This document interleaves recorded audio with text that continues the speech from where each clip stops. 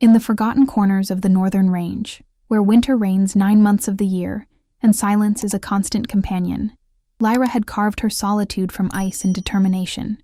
5 winters she had survived alone, an omega without a pack, her scarred back bearing witness to why isolation was preferable to submission. The forest knew her footsteps.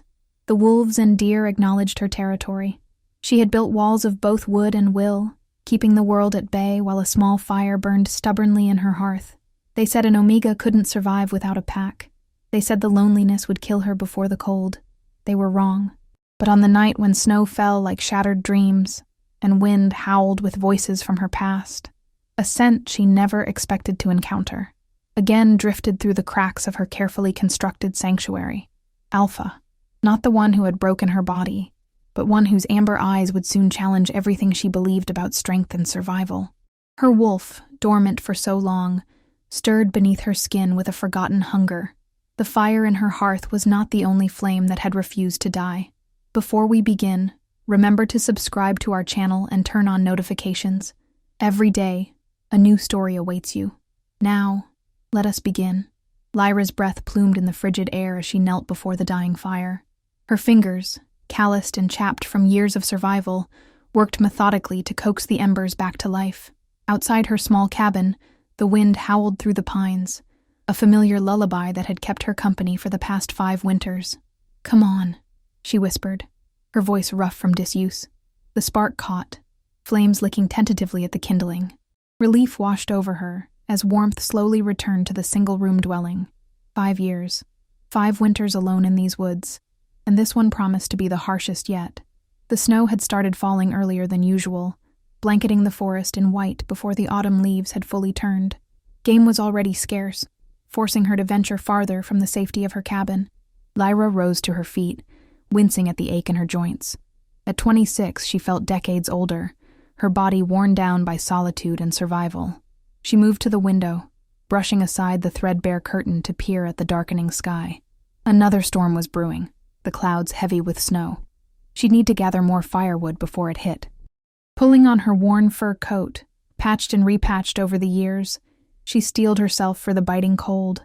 The moment she stepped outside, the wind clawed at her face, seeking entry through any exposed skin.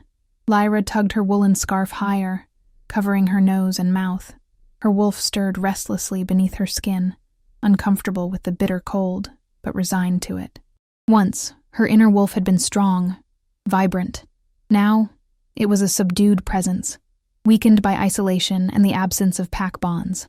That was the price of being an omega without a pack, the slow, inexorable fading of her wolf's spirit.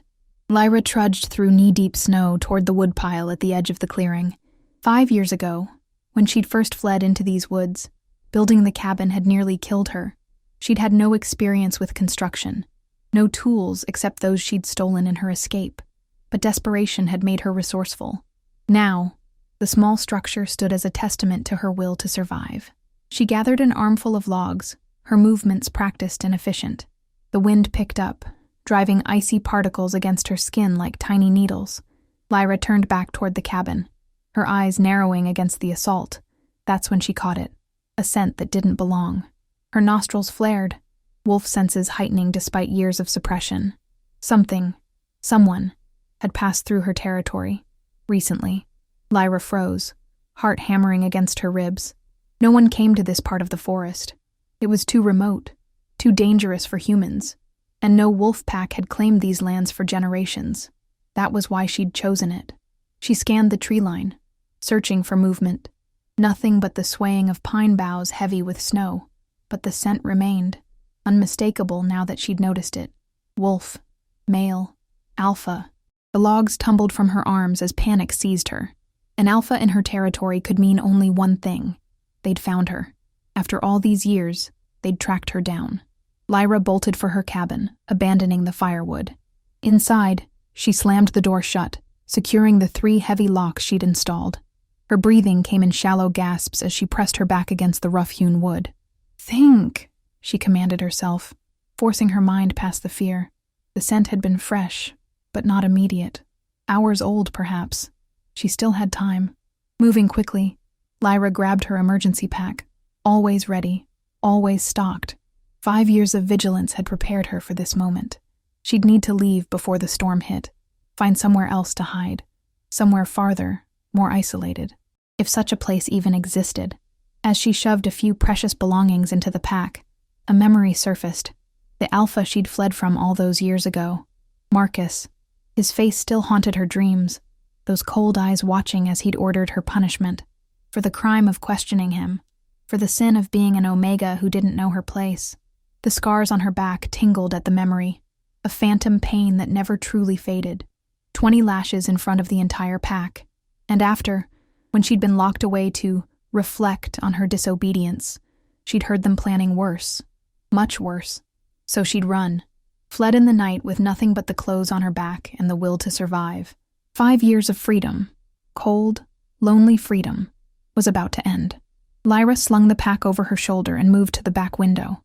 If she left now, used the coming storm as cover. A howl cut through the wind, so close it made her blood freeze in her veins.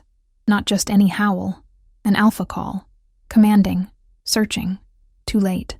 Lyra's wolf responded instinctively, a whimper rising in her throat before she could suppress it. 5 years of isolation hadn't erased the primal response to an Alpha's call.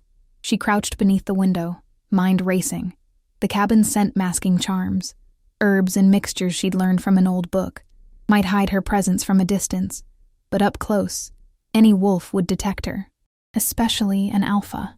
Another howl, closer still. Different from the first. There were at least 2 of them. The realization hit her like a physical blow. Not Marcus, then. Another pack? Territory hunters? Rogues? None of the possibilities offered comfort. A sharp knock at the door made her jump, a small cry escaping her lips before she could stop it. "I know you're in there." A deep voice, unfamiliar but undeniably Alpha, carried through the wooden door. "I'm not here to harm you." Lyra remained silent, her hand creeping toward the knife strapped at her thigh, the only weapon she had. "The storm is getting worse," the voice continued. "I've been tracking unusual activity in these woods for days. I just want to talk." "Go away," Lyra called, hating the tremor in her voice. "This is my territory." A pause, then a low chuckle that sent an involuntary shiver down her spine. An unmated Omega claiming territory? That's unusual. Lyra's grip tightened on her knife. "I've survived here for 5 years without a pack. I don't need one now." 5 years, the voice repeated, something like surprise coloring the words. "That's impressive, but you won't survive this storm without more firewood. The one you dropped is getting buried as we speak." Lyra cursed silently. He'd been watching her. "I have a proposition," the Alpha continued. "Let me help you gather wood for the storm. In return, I ask only for shelter until it passes. Then I'll leave, if that's what you want." "And your companion?" Lyra called, remembering the second howl. Another pause. "My second is patrolling the perimeter. He won't approach without my command." Lyra closed her eyes, weighing her options. She could try to run, but with the storm closing in and 2 wolves outside, she wouldn't get far. She could stay barricaded, but as the Alpha had pointed out, her firewood supply was now critically low. "How do I know this isn't a trap?" she demanded. "You don't," came the honest reply. "But I give you my word as Alpha that I mean you no harm. And," his voice lowered slightly, "if I wanted to force entry, that door wouldn't stop me." The truth of his words sent ice through her veins. An Alpha at full strength could easily break down her door, no matter how many locks she'd installed. Lyra took a deep breath, steeling herself. 5 years of isolation had taught her to trust her instincts. And right now, those instincts were telling her that freezing to death was a more immediate threat than the wolf outside her door. "Step back from the door," she called. 10 paces. "And tell your second to stay where he is." She heard movement outside, snow crunching under retreating footsteps. Then the voice again, more distant now. "Done." With trembling fingers, Lyra unlatched the locks and eased the door open. Knife still gripped tightly in her hand. The blast of cold air made her gasp, but it was the sight before her that stole her breath entirely. 10 paces back, as promised, stood the Alpha, tall and powerfully built, with dark hair dusted with snowflakes, and eyes the color of amber in firelight. He wore only a light jacket despite the freezing temperature, a display of strength typical of Alphas, but it was his expression that caught her off guard. No malice, no predatory intent, just open curiosity and something else. Respect? My name is Kieran, he said, offering a slight nod of his head, an alpha acknowledging an equal, not a subordinate. The gesture was so unexpected that Lyra found herself momentarily speechless. Why are you here? She finally managed, knife still raised defensively. Truthfully, Kieran's gaze swept over the small cabin, the meager woodpile, then returned to her face. I didn't believe the reports. An Omega surviving alone in the harshest territory of the Northern Range? It seemed impossible. Well, now you've seen it. Satisfied your curiosity? Lyra couldn't keep the bitterness from her voice. Kieran's expression softened. Not even close. But right now, that storm is the more pressing concern. He gestured to the darkening sky. Will you accept my help? Lyra looked past him to the forest, then up at the heavy clouds. Already the snowfall was intensifying, the wind picking up strength. Soon it would be a full blizzard. Making her decision, she lowered the knife slightly. Firewood first, then we talk. A smile touched Kieran's lips, transforming his stern features into something almost approachable. Fair enough. As Lyra watched him move toward the woodpile, his powerful frame making easy work of what would have taken her multiple trips, a troubling thought occurred to her. In 5 years, no one had found her. Why now? Why him? And more importantly, would she survive the answers to those questions? The storm descended upon them as they finished bringing in the last of the firewood. Kieran stacked it neatly beside the hearth, his movements efficient and practiced. Lyra kept her distance, knife never far from reach, as she added logs to the fire. The small cabin gradually warmed, the howling wind outside making the flames dance in the fireplace. Thank you, she said stiffly, the words unfamiliar on her tongue after so long without company. For the help. Kieran nodded, settling himself on the floor near the fire, his back against the wall. A respectful distance from her, she noted. You've built a good life here, he observed, his amber eyes taking in the small but well-organized cabin. Most wouldn't have survived a month, let alone 5 years. Lyra didn't respond, unsure if it was a compliment or merely an observation. Instead, she moved to the tiny kitchen area, putting water on to boil. Tea was a luxury she rarely indulged in, saving her precious stores for the coldest nights. But tonight, with a strange alpha in her home and uncertainty hanging in the air, she needed the comfort it provided. You still haven't told me why you're really here, she said, her back to him as she prepared 2 cups. The truth this time. The silence stretched long enough that she thought he might not answer. When he finally spoke, his voice was thoughtful. The world beyond these woods is changing, Omega. Pack territories are shifting. Alliances are forming and breaking. And in the midst of it all, rumors began to surface of a lone wolf surviving in the unclaimed forests of the north. Lyra turned, cups in hand, her expression guarded. And you, what? Came to recruit me for your pack? Sorry to disappoint, but I'm not interested. Kieran accepted the offered cup with a nod of thanks. No, at least not at first. Initially, I came to confirm the rumors. His gaze met hers over the rim of his cup. An Omega surviving alone challenges everything we've been taught about pack dynamics. It makes wolves uncomfortable. So I'm a threat to the natural order? Lyra couldn't help the bitter laugh that escaped her. Is that why you're here? To eliminate the anomaly? If that were true, Kieran said quietly, we wouldn't be sharing tea. The simple logic of his statement made her pause. He was right. An alpha intent on harm wouldn't have bothered with politeness or assistance. Then what? Kieran sipped his tea, his eyes never leaving hers. I'm here because I need to understand how you've done it, and because I believe you might be the answer to a problem my pack is facing. Outside, the storm raged on, snow piling against the windows, the wind finding every crack and crevice in the cabin's construction. But inside, a different kind of tension built, one made of questions, suspicions, and the undeniable pull Lyra felt toward the alpha sitting across from her, a pull she'd spent 5 years convincing herself she'd never feel again. The storm intensified through the night, transforming the forest into a howling wasteland of white. Lyra sat perched on her small bed, back pressed against the wall, watching Kieran through half-lidded eyes.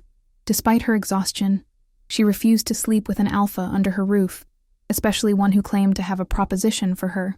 Kieran had respected her wariness, making his bed on the floor near the fire without complaint. Now he slept, his breathing deep and even. In repose, his face lost some of its hardness, the perpetual alertness of an alpha temporarily set aside. Lyra found herself studying him, the strong line of his jaw, the dark lashes against his skin, the slight furrow between his brows that remained even in sleep. He didn't look like Marcus. Where her former alpha had been all sharp edges and cold calculation, Kieran seemed warmer somehow, more human, despite the raw power he emanated. Lyra shook her head, dispelling the comparison. Appearances meant nothing. All alphas were the same when it came down to it, driven by power, control, and the unshakable belief in their own superiority. Her hand drifted unconsciously to the scars on her back, fingers tracing the raised lines through her thin shirt. 20 lashes, one for each year of her life at the time. Marcus had called it educational. The memory made her stomach clench. She'd been so young, so naive.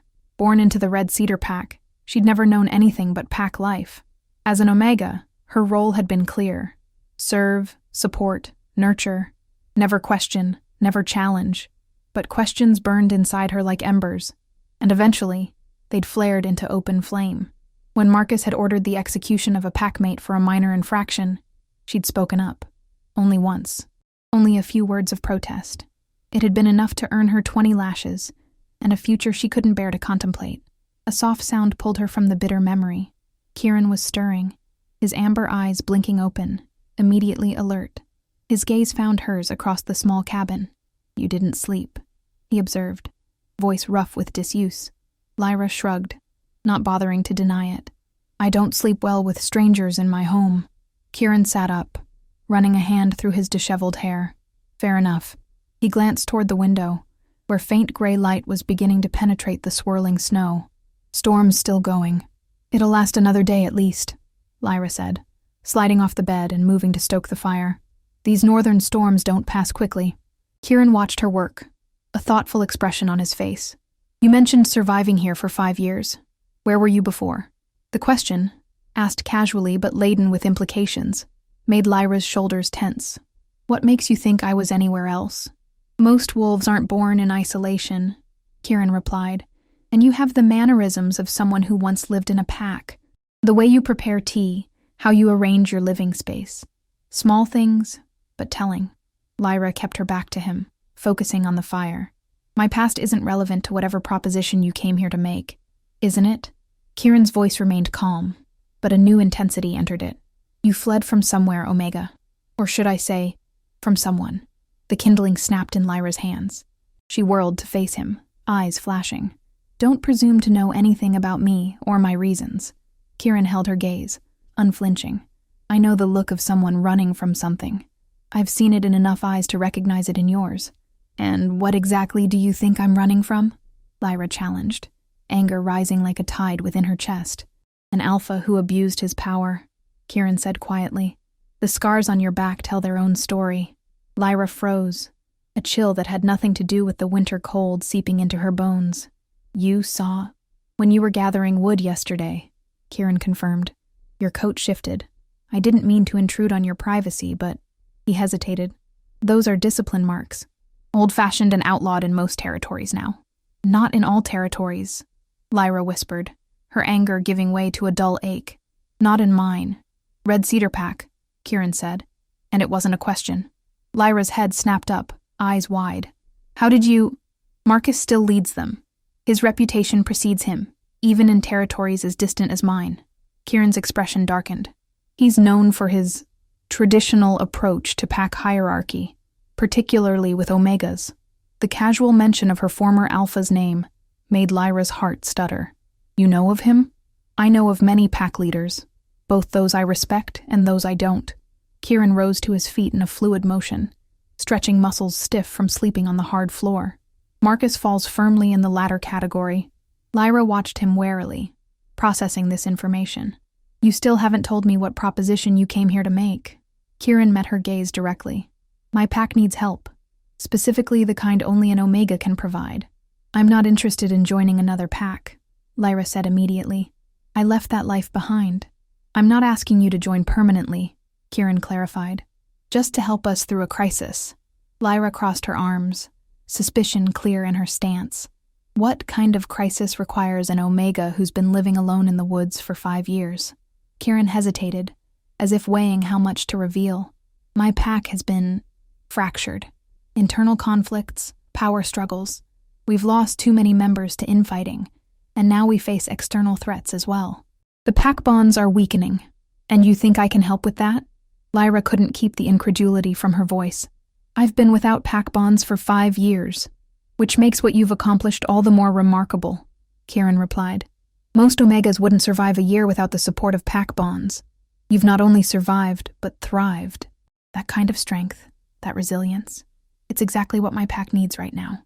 Lyra shook her head, moving to the small kitchen area to prepare a simple breakfast. You're wasting your time, Alpha. I have no interest in pack politics or power struggles, even if it means protecting others like yourself, Kieran asked quietly. Omegas who have suffered under outdated traditions and cruel leadership? Lyra's hand stilled over the pot of oats she was preparing. Explain. My territory borders 3 others, including a small section that touches Red Cedar Land, Kieran said, his voice measured. In recent months, we've had refugees seeking sanctuary, mostly Omegas, fleeing Marcus's increasingly harsh rule. A cold feeling settled in Lyra's stomach. How many? 17 so far. The most recent arrived just 2 weeks ago, a young female no more than 18. She bears similar marks to yours, though fresher. Lyra closed her eyes, memories of her own escape washing over her. The fear, the desperation, the bone-deep certainty that being alone in the wilderness was safer than remaining in the pack. What does this have to do with me? She asked, though she feared she already knew the answer. The refugees are struggling to integrate, Kieran explained. Years of abuse have left them wary, distrustful. They form no bonds, share no strength with the pack, and without those bonds they remain vulnerable to outside threats and to their own trauma. And you think I can help them? What? Adjust to their new life? Become good little pack members again? The bitterness in Lyra's voice was unmistakable. I think you can show them it's possible to heal, Kieran said simply, to find strength in their own nature as you have, and perhaps, if they choose it, to form new bonds based on respect rather than fear. Lyra turned to face him, studying his expression for any sign of deception. Why do you care what happens to Omegas from another pack? Most Alphas would turn them away or use them as bargaining chips. Something flashed in Kieran's eyes, a darkness, quickly suppressed. Let's just say I have my reasons for opposing Marcus's methods. Personal reasons? Lyra pressed, sensing there was more to his story than he was revealing. Kieran's jaw tightened. Yes. Silence fell between them, broken only by the howling wind outside and the soft bubbling of the oats cooking over the fire. Lyra's mind raced, weighing his words, searching for the trap, the angle, the hidden motivation. Even if I wanted to help, she finally said, I can't leave. Not in winter. The storm will pass, Kieran countered. And my territory is only 3 days' journey from here, with proper supplies and companionship. Why me? Lyra demanded. There must be other Omegas, ones already integrated into packs, who could help. None who understand what these refugees have endured, Kieran said. None who have found a way to survive and thrive outside the traditional pack structure. You're unique, Lyra. The use of her name, the first time he'd spoken it, sent an unexpected shiver through her. It had been so long since anyone had called her by name. I need time to think, she said, turning back to the cooking pot. Of course. Kieran nodded, respecting her need for space. The storm gives us at least another day. They ate breakfast in silence, the weight of Kieran's proposition hanging between them. Lyra's mind churned with conflicting emotions, fear, doubt, and beneath it all, a tiny spark of something she hadn't felt in years. Purpose. After they'd eaten, Kieran moved to the window, gazing out at the raging storm. Your cabin is well built, he observed, especially for someone working alone. I had no choice but to learn, Lyra replied, collecting their bowls.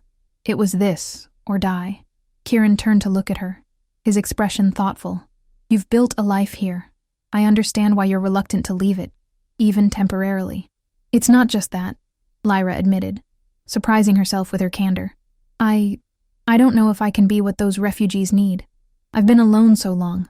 I've forgotten how to connect. I think you remember more than you realize, Kieran said softly. The fact that you care enough to worry about helping them suggests as much. Lyra glanced away, uncomfortable with his perception. Tell me about your pack, she said, changing the subject. If I were to consider this proposition, I'd need to know what I'd be walking into. Kieran seemed to recognize the deflection, but accepted it without comment. The Silver Moon Pack has held territory in the eastern forests for over 100 years. We're smaller than some, about 80 members currently. I've been alpha for 6 years. Young for an alpha, Lyra noted, genuine curiosity overtaking her wariness for a moment. It wasn't my choice, Kieran replied, a shadow passing over his features. My father was killed in a territory dispute. The mantle passed to me earlier than anyone expected. I'm sorry, Lyra said, the words feeling inadequate but sincere. Kieran acknowledged her sympathy with a slight nod. It was a difficult transition. The pack was divided on whether I was ready to lead. Some thought my younger brother would be a better choice, despite tradition.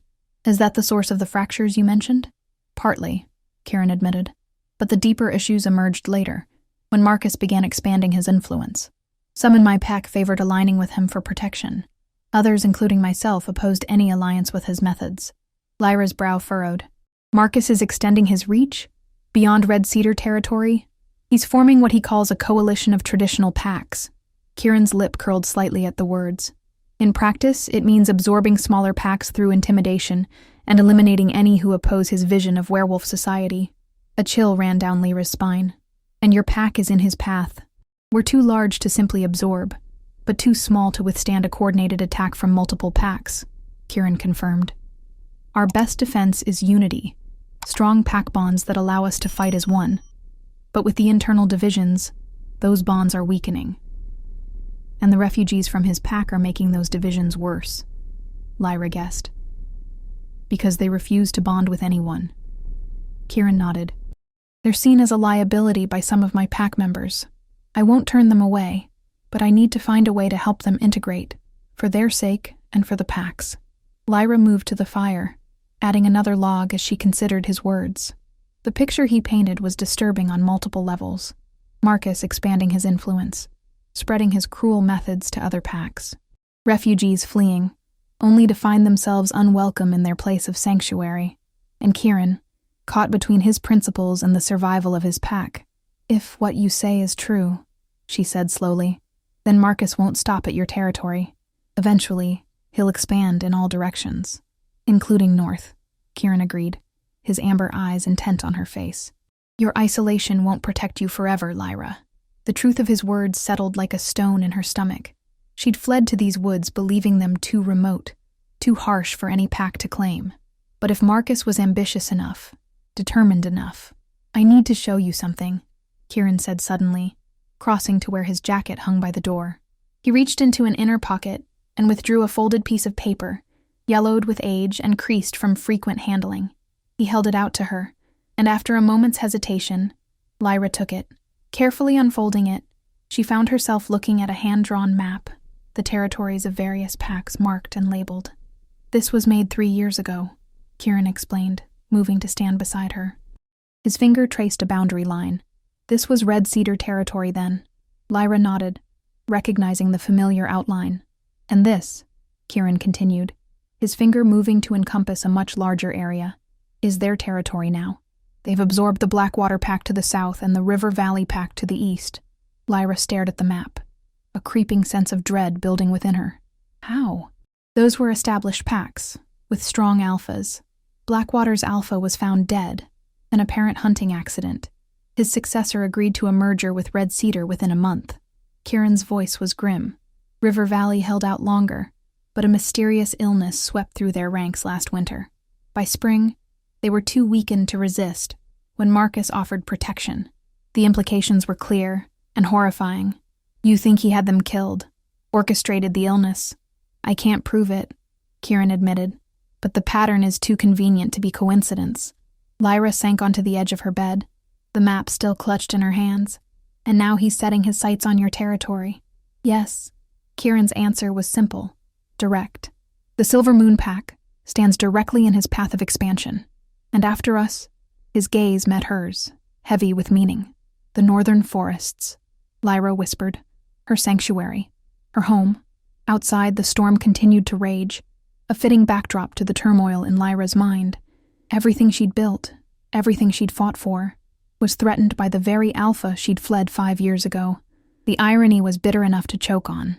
"I won't lie to you, Lyra," Kieran said quietly. "My pack needs your help, but you need us too. Alone, neither of us can stand against what's coming." Lyra looked up at him, searching his amber eyes for deception, for manipulation, for any sign that this was a trick to lure her back into pack life against her will. She found only sincerity, determination, and something else, a weariness that spoke of sleepless nights and heavy responsibilities. "If I agree to help," she said slowly, "I set the terms. I maintain my independence. And when it's done, I decide where I go next." Kieran held her gaze. "Agreed. I want your word as Alpha," Lyra pressed. "No manipulation. No pressure to stay beyond what's necessary." "You have it," Kieran said without hesitation. "My word as Alpha that you will remain free to choose your own path." The solemnity of his promise hung in the air between them. An Alpha's word was binding, one of the few pack traditions Lyra still respected. She took a deep breath, feeling as if she stood on the edge of a precipice. 5 years of carefully constructed isolation, of hard-won peace, hung in the balance. But so did the lives of 17 refugees who had suffered as she had. So did the future of the northern forests she called home. "When the storm passes," she said finally, "we'll go." Relief flashed across Kieran's features, quickly replaced by respect. He offered a slight bow of his head. Again, that gesture of equality that so surprised her. "Thank you," he said simply. Lyra folded the map and handed it back to him. Her decision made, but her heart far from settled. "Don't thank me yet, Alpha. I haven't helped anyone." "But you've agreed to try," Kieran replied. "Sometimes that's the hardest part." As if in response, the wind outside diminished slightly, the howling reduced to a mournful moan. The storm was beginning to weaken.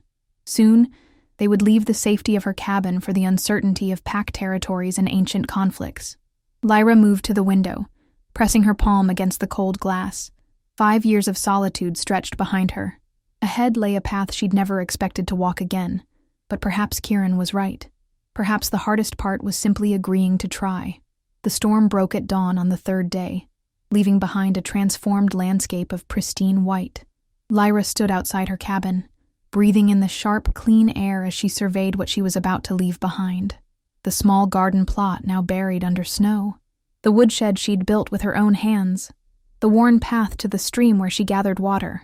5 years of solitary existence, condensed into a single backward glance.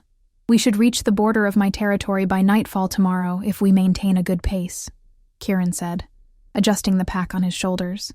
He'd insisted on carrying the heavier load, though Lyra had argued against it. "I'm not some fragile flower," she'd snapped when he'd tried to take her pack. "I've survived worse than a 2-day journey." Kieran had simply raised an eyebrow. "I never suggested you were fragile, but my stamina is greater, and that's simple biology, not a judgment on your capabilities." Now, as they set off through the snow-laden forest, Lyra found herself grateful for his foresight. The snow reached mid-thigh in places, making each step an exhausting effort. Kieran broke trail, his larger frame and alpha strength carving a path she could follow. They traveled in silence for the first few hours, the only sounds their labored breathing and the crunch of snow beneath their boots. Occasionally Kieran would pause, scenting the air, ensuring they were alone in the vast wilderness. By midday, they'd covered less ground than planned, the deep snow slowing their progress considerably. They stopped in a small clearing to rest, Kieran producing dried meat and hard bread from his pack. "Your second," Lyra said as they ate, breaking the long silence. "Won't he be concerned that you haven't returned?" "Eli knows where I am," Kieran replied, brushing snow from his sleeve. "He returned to the pack yesterday to report our location, and that we'd wait out the storm." Lyra frowned. "I didn't see him leave. He left while you were gathering herbs from your garden," Kieran explained. "I didn't mention it because you were already on edge with one wolf in your territory. I didn't want to add to your stress." The consideration behind the gesture took Lyra by surprise. Most alphas wouldn't concern themselves with an omega's comfort or stress levels. "How did you become alpha?" she asked suddenly, the question emerging before she could consider it. Kieran looked up, clearly surprised by the change in topic. "I told you, my father died." "I know that part," Lyra interrupted. "But you said it wasn't your choice, that some thought your brother would be better suited. Yet here you are." She studied his face, seeking clues to the man beneath the alpha persona. Most wolves who ascend reluctantly don't hold power for long. Kieran was quiet for a moment, his amber eyes distant with memory. "My father was a good alpha, but a terrible father," he finally said. "He believed in the old ways. That strength was all that mattered, that compassion was weakness. He was especially hard on my brother, Nate, the potential challenger to your leadership." "Nate never wanted to be alpha," Kieran corrected her. "He challenged me because he thought I'd rule as our father had, that I'd continue the cycle." A faint smile touched his lips. He was quite surprised when I yielded to his challenge. Lyra blinked in confusion. "You yielded? But you're the alpha." "I yielded the fight, not the position," Kieran clarified. "I refused to hurt my brother to prove I was worthy to lead. It went against everything our father had taught us, which was exactly the point." His expression sobered. When Nate realized I intended to lead differently than our father, he withdrew his challenge. The story didn't align with anything Lyra had been taught about alpha succession. In her experience, challenges were brutal, often deadly affairs, displays of dominance that reinforced the pack hierarchy. "Your pack accepted this?" she asked skeptically. "Not all of them at first," Kieran admitted. "Some saw it as weakness, others as wisdom. Over time, most came to appreciate a leadership style, based on more than just physical dominance." He met her gaze directly. "The fractures I mentioned began when Marcus's influence started spreading. Some in my pack believe my methods leave us vulnerable." "And do they?" Lyra couldn't help asking. Kieran's jaw tightened. "Compassion isn't weakness, but in a world where others mistake it for such, we must be vigilant." They finished their meal in thoughtful silence, then continued their journey. As the day wore on, Lyra found herself stealing glances at the alpha who broke trail before her. Everything about him contradicted what she'd been taught to expect from his kind. Where Marcus had ruled through fear and dominance, Kieran seemed to value respect and understanding. It was unsettling. 5 years of solid beliefs about alphas, about pack dynamics, were being challenged with every conversation, every considerate action. By evening, they'd made good progress despite the difficult conditions. Kieran found a sheltered spot beneath a rocky overhang, protected from the wind and any renewed snowfall. "We'll camp here," he decided, dropping his pack. "It's not ideal, but it's the best shelter we'll find before nightfall." Lyra set about gathering what dry wood she could find, while Kieran cleared snow from the ground. Working together without discussion, they soon had a small fire crackling in the gathering darkness. As they sat beside the flames, the forest growing quiet around them, Lyra felt the weight of questions unasked. There was so much she still didn't understand about this alpha who had disrupted her solitary existence. "Earlier, you said you had personal reasons for opposing Marcus," she ventured, warming her hands over the fire. "What did you mean?" Kieran's expression darkened, his gaze fixed on the dancing flames. For a moment, Lyra thought he wouldn't answer. "My mother was from the Red Cedar Pack," he finally said, his voice low. "She fled when she was young, before Marcus became alpha. She never spoke much about her time there, but she carried scars similar to yours."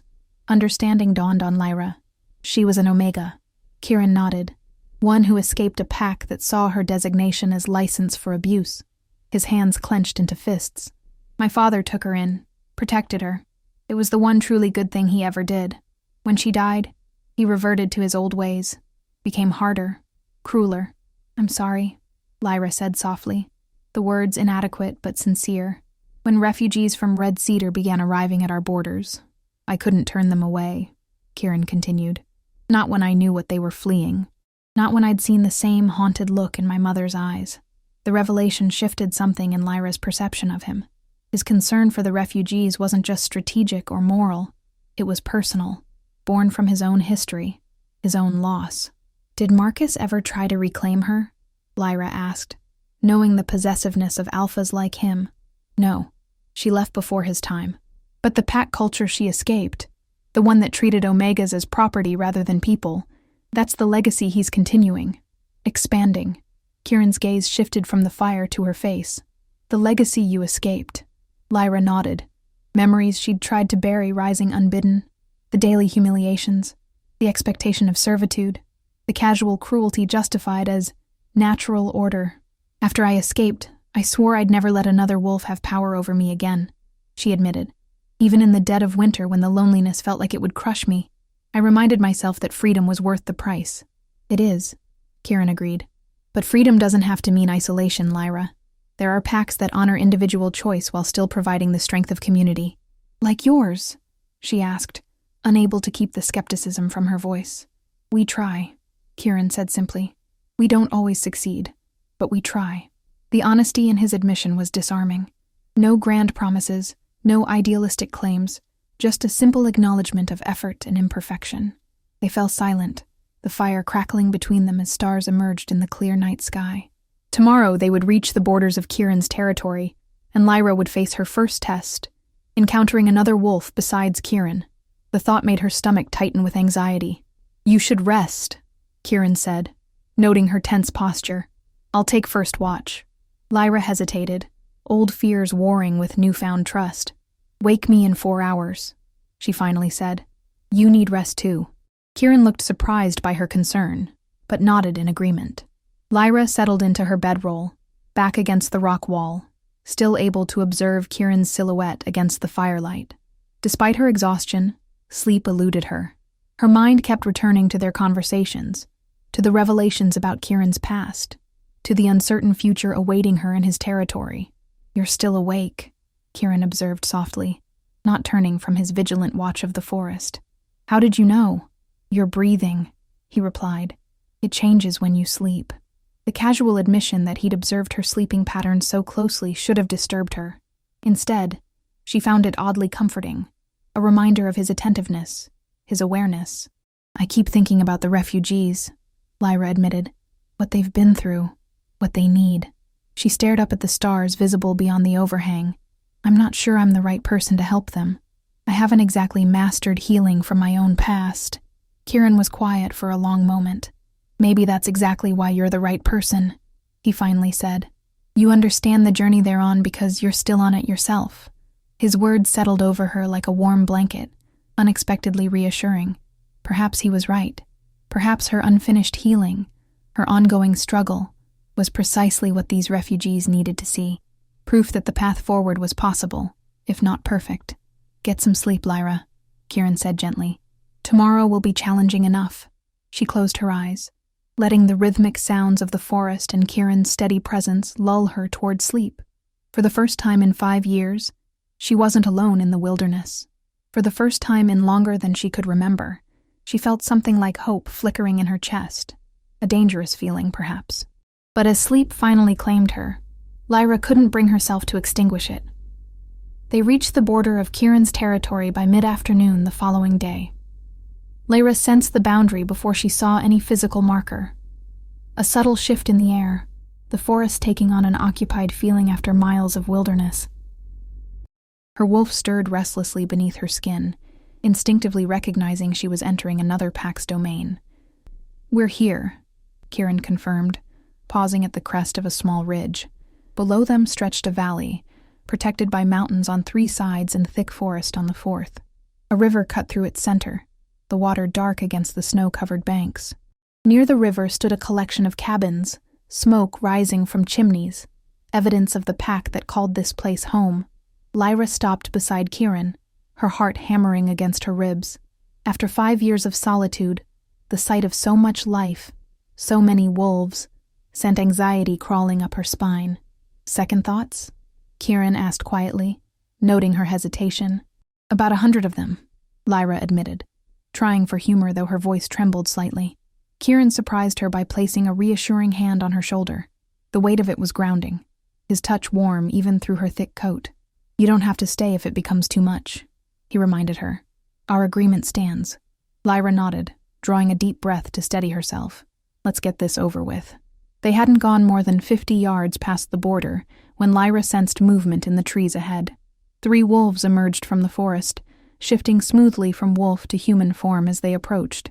2 males and a female, all bearing the alert, watchful demeanor of border guards. Alpha, the lead male said, offering a respectful nod to Kieran, before his curious gaze shifted to Lyra. You found her. I did, Kieran confirmed. Lyra, this is Eli, my second. And these are Mara and Damon, part of our border patrol. Lyra fought the urge to step behind Kieran, to hide from their scrutiny. Instead, she forced herself to meet their gazes, chin lifted slightly in defiance of her own fear. "The Omega from the north," Eli observed, his expression unreadable. "Your reputation precedes you." "Does it?" Lyra couldn't keep the edge from her voice. 5 years alone in the harshest territory of the northern range? Eli's eyebrow arched. "Yes, that earns a reputation, especially among those who understand how difficult it would be." There was respect in his tone, not condescension. It caught Lyra off guard. "The council is waiting," Mara interjected, her gaze moving between Lyra and Kieran with undisguised curiosity. "They've been in session since word came that you were returning with her." Kieran nodded, not seeming surprised by this news. "We'll head there directly. Eli, walk with us. I need an update on what's happened in my absence." As they descended into the valley, Eli briefed Kieran on pack matters, border disputes with neighboring territories, concerns about food stores for the remainder of winter, minor squabbles among pack members. Lyra listened with half an ear, most of her attention consumed by the sights, sounds, and scents of pack life surrounding her. It was overwhelming after so long alone. Children's laughter drifted from between cabins. Wolves in both human and wolf form moved about daily tasks. The smells of cooking fires, fresh meat, and multiple wolf scents mingled in the crisp air. But beneath the ordinary rhythms of pack life, Lyra sensed tension. Wolves stopped to stare as they passed. Conversations hushed. She caught snippets of whispered comments. "The lone Omega. Alpha brought her himself. Think she can help the refugees. Waste of time." Kieran must have noticed her discomfort, because he shifted closer, his presence a buffer between her and the curious stares of his pack. "The council house is just ahead," he told her, gesturing toward a larger structure near the center of the settlement.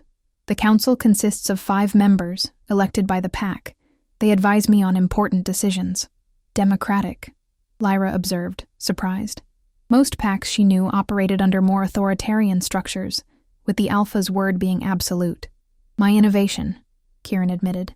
"Not universally popular, but effective."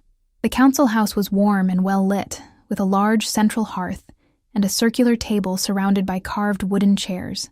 4 wolves were already seated, 2 male, 2 female, all appearing to be in their 40s or 50s. They rose as Kieran entered, offering respectful nods to their alpha. "Counselors," Kieran greeted them. "Thank you for your patience during my absence. I'd like to introduce Lyra, who has agreed to help us with our refugee situation." Lyra felt their assessing gazes, their subtle inhalations as they caught her scent. After years without pack contact, the scrutiny made her skin crawl, but she held her ground, returning their stares with a steady gaze of her own. "Welcome to Silver Moon territory," said one of the women, her silver-streaked hair pulled back in a severe bun. "I'm Helena, head of the council." The others introduced themselves in turn. Victor, a burly male with a gruff demeanor, Sophia, a slender female with kind eyes, and Marcus, a lean male whose name made Lyra flinch involuntarily. "Different Marcus," Kieran murmured for her ears only, catching her reaction. "We've heard much about you," Helena continued, gesturing for them to sit. "The Omega who survived alone in the north. It's quite remarkable." "I did what was necessary to survive," Lyra replied simply, taking the offered seat. "And now you've agreed to help our refugees," Victor said, his tone making it clear he harbored doubts. "What exactly do you think you can offer them that we cannot?" The challenge was direct, bordering on rude. Lyra felt Kieran tense beside her, but she placed a subtle hand on his arm, a silent request to let her handle this. "Understanding," she said, meeting Victor's skeptical gaze. "I know what it means to flee abuse, to fear trust, to believe that isolation is safer than connection." She glanced around the table. "Do any of you share that experience?" Silence answered her question, as she'd expected. "That's what I can offer," Lyra continued. "A perspective you don't have, a path they might actually be willing to follow because I've walked it myself." Victor looked ready to object further, but Helena raised a hand, silencing him. "How do you propose to help them integrate with our pack when they've resisted all previous efforts?" It was a fair question, and one Lyra had pondered during their journey. "I don't," she said frankly. "At least not at first. Integration shouldn't be the goal. Healing should be. Once they begin to heal, connections will form naturally. And if they choose not to connect with our pack?" Marcus asked. "If they remain isolated, consuming resources without contributing, Then that's their choice, Lyra replied, meeting his gaze steadily. Forced bonds aren't real bonds. They're just another form of cage. A tense silence followed her words. Lyra could sense the council's discomfort with her philosophy, so different from traditional pack thinking, where the collective always took precedence over individual choice. How long do you envision this process taking? Sophia asked, breaking the silence. Her tone was genuinely curious, without the skepticism of her peers. I don't know, Lyra admitted. Healing isn't linear. It doesn't follow a schedule. Some might make progress quickly. Others might take months or years. We may not have months, Victor interjected grimly. Marcus, the other Marcus, has been moving his forces closer to our borders. We've had 3 incursions in the past month alone. Kieran leaned forward. All the more reason why we need these refugees to find their strength and their place among us. Divided, we're vulnerable. United, we stand a chance. Helena studied Lyra thoughtfully. You understand that if you fail, the consequences could be dire, not just for our pack, but for the refugees themselves. The weight of responsibility settled on Lyra's shoulders, heavy and uncomfortable. 5 years ago, she'd fled rather than face the consequences of speaking out. Now she was willingly stepping into a role where her actions, or inactions, could affect dozens of lives. I understand, she said quietly. I can't promise success, but I can promise to try. Helena exchanged glances with the other council members, a silent communication passing between them. Finally, she nodded. Very well. We'll provide whatever resources you need. But, she added, her expression hardening slightly, we expect regular updates on your progress. Agreed, Kieran said, before Lyra could respond. Now, if the council has no further questions, Lyra has traveled far and needs rest before meeting the refugees. No one objected, though Victor's expression made it clear he had more to say. As they left the council house, Lyra felt the tension in her shoulders ease slightly. That went better than expected, Kieran commented as they walked through the settlement. Did it? Lyra asked dryly. Your council thinks I'm going to fail spectacularly and doom you all in the process. They're cautious, Kieran corrected. With good reason. But they didn't outright reject the idea. Lyra glanced at him. Does their opinion matter? You're the alpha. I could override them if necessary, Kieran acknowledged. But that's not how I choose to lead. Consensus builds stronger foundations than commands. Another departure from the leadership style Lyra had grown up with. In the Red Cedar Pack, the alpha's word was law, unquestionable and absolute. They approached a small cabin set slightly apart from the others, near the edge of the forest. Smoke curled from its chimney, suggesting it was already prepared for occupation. This will be your quarters while you're with us, Kieran explained, opening the door. I thought you might prefer some privacy, given your years of solitude. Lyra stepped inside, surprised by the thoughtfulness of the arrangement. The cabin was simple but comfortable. A bed with fresh linens, a small table and chairs, a hearth with a cheerful fire, and basic provisions stocked on shelves. It's not as isolated as your northern cabin, Kieran continued, but it offers more separation than our communal dwellings. Thank you, Lyra said, genuinely touched by his consideration. This will be easier. Kieran nodded, understanding in his eyes. Rest tonight. Tomorrow I'll introduce you to the refugees. He turned to leave, but Lyra called after him. Kieran? His name felt strange on her tongue, the first time she'd used it instead of his title. The council mentioned incursions. How serious is the threat? Kieran's expression sobered. Serious enough. Marcus has been testing our defenses, probing for weaknesses. So far they've been minor skirmishes, but they're increasing in frequency. And the refugees? Are they the weakness he's exploiting? Not directly, Kieran said, but their presence has created division within the pack. Division creates vulnerability. He hesitated, then added, Some believe we should return them to Red Cedar territory, to appease Marcus. Horror washed over Lyra. That would be a death sentence.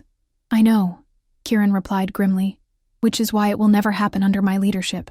But you understand now why your mission here is so crucial. The responsibility pressed down on her again, heavier than before. I'll do what I can, she promised. Kieran studied her face for a moment, then nodded.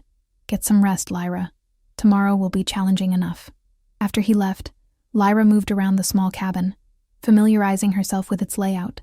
assessing it as shelter in the way years of solitary survival had taught her. The walls were solid, the roof well-maintained. The hearth drew properly, without smoking. The windows were covered with oiled paper that let in light while keeping out drafts. It was more comfort than she'd known in years. Yet as night fell and the sounds of pack life continued outside, muted conversations, occasional laughter, the pad of paws on snow, Lyra felt a strange hollowness in her chest.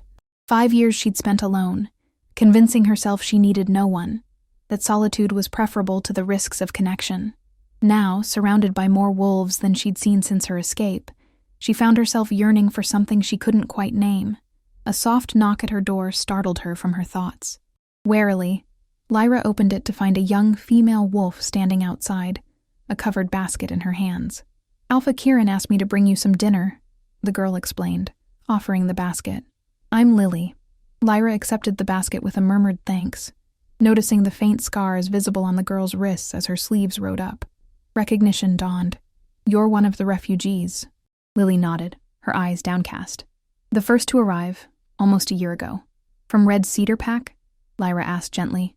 "Yes." Lily's voice was barely audible. "Alpha Kieran said you escaped them too." "I did," Lyra confirmed. 5 years ago." Lily's gaze lifted, meeting Lyra's for the first time. In her eyes, Lyra saw a wary hope. "And you've been okay? On your own?" The question carried weight beyond its simple words. Lyra understood what Lily was really asking. Is there life after abuse? Is there freedom beyond fear? "It hasn't been easy," Lyra said honestly. "But yes, I've been okay. Better than okay in some ways." Lily nodded, absorbing this. "The others don't believe it's possible," she said after a moment. "To heal, to trust again." She hesitated, then added in a rush, "I want to believe it is." Something fierce and protective rose in Lyra's chest, a feeling she'd thought long extinguished. "It is possible," she said, her voice stronger than before. "Difficult, painful, but possible." Lily's expression flickered with something like hope. "Some of us are gathering tonight, in the old storage cabin by the river. If you wanted to come..." She trailed off, uncertainty clear in her posture. Lyra had planned to rest, to prepare herself for the formal introduction tomorrow. But the tentative invitation, the fragile hope in Lily's eyes, these were more important than rest. "I'd like that," she said. "If you're sure the others won't mind." "They'll mind," Lily said frankly. "But they need to meet you anyway." A ghost of a smile touched her lips. "Sometimes what we mind is exactly what we need." As Lily turned to leave, Lyra caught the scent of another wolf approaching. Kieran. He appeared from between the cabins, his expression shifting from concern to relief when he spotted Lily. "I see you two have met," he observed, coming to stand beside them. "Lily was kind enough to bring me dinner," Lyra explained. "And to invite her to our gathering tonight," Lily added, a hint of defiance in her tone as she addressed the Alpha directly. Kieran raised an eyebrow, but didn't comment on the invitation. Instead, he asked, "Have you seen Nate today? He was supposed to meet me an hour ago." "Your brother?" Lily clarified. When Kieran nodded, she shook her head. "Not since this morning. He was heading out on patrol with Damon." A flicker of concern crossed Kieran's features. "They should have returned by now." "Maybe they extended the patrol," Lily suggested. "The southern border has had those strange scents lately." "Perhaps," Kieran agreed, though he didn't sound convinced. "If you see him, tell him I'm looking for him." Lily nodded and departed with a last glance at Lyra, a silent confirmation of their plans for later. "Is everything all right?" Lyra asked once Lily was out of earshot. Kieran's brow furrowed. "Probably. Nate's not usually one to miss a meeting without sending word." He shook his head as if to dispel his concern. "I'll find him later. More importantly, how are you settling in?" "As well as can be expected," Lyra replied honestly. "It's overwhelming. After so long alone." Kieran nodded in understanding. "It will take time to adjust. Don't push yourself too hard too quickly. Says the Alpha who's thrown me directly into pack politics and a refugee crisis," Lyra pointed out with a hint of wry humor. A smile tugged at Kieran's lips. "Fair point. But I wouldn't have brought you here if I didn't believe you were strong enough to handle it." The simple expression of confidence warmed something inside Lyra, a feeling both foreign and familiar. How long had it been since anyone had believed in her strength, rather than seeing only her Omega designation and its presumed limitations? "Get some rest," Kieran advised, unaware of the impact his words had made. Tomorrow will be challenging enough, Lyra finished for him, her lips quirking. You say that a lot. Kieran's smile widened into something genuine. Do I? I suppose it's become a habit. Leading a pack often feels like a series of challenges, one after another. Does it ever get easier? Lyra found herself asking. No, Kieran admitted, but you get stronger. His amber eyes held hers for a moment, conveying a deeper meaning beyond the simple words. Then he nodded a farewell and turned to leave. Lyra watched him go, struck by the realization that in just a few days, this alpha had begun to shift her perception of what leadership could be, what strength could look like. It was unsettling, this recalibration of beliefs she'd held firm for 5 years. As darkness fell completely over the Silver Moon territory, Lyra prepared to join Lily and the other refugees, her stomach twisted with nervous anticipation. These wolves had suffered as she had, fled as she had, but where she had chosen isolation, they had sought sanctuary in a pack. Different paths, same starting point. What could she possibly teach them that they hadn't already learned through their own experiences? She didn't have the answer, but as she stepped out into the cold night air, moving toward the distant lights of the gathering place, Lyra recognized that perhaps finding the answer together was the point. Perhaps healing wasn't a solitary journey after all. And perhaps, after 5 years of convincing herself she needed no one, it was time to consider another possibility. If you enjoyed this story, a like or comment really helps. And if you wish to hear more tales like this one, make sure you subscribe so you never miss the next tale.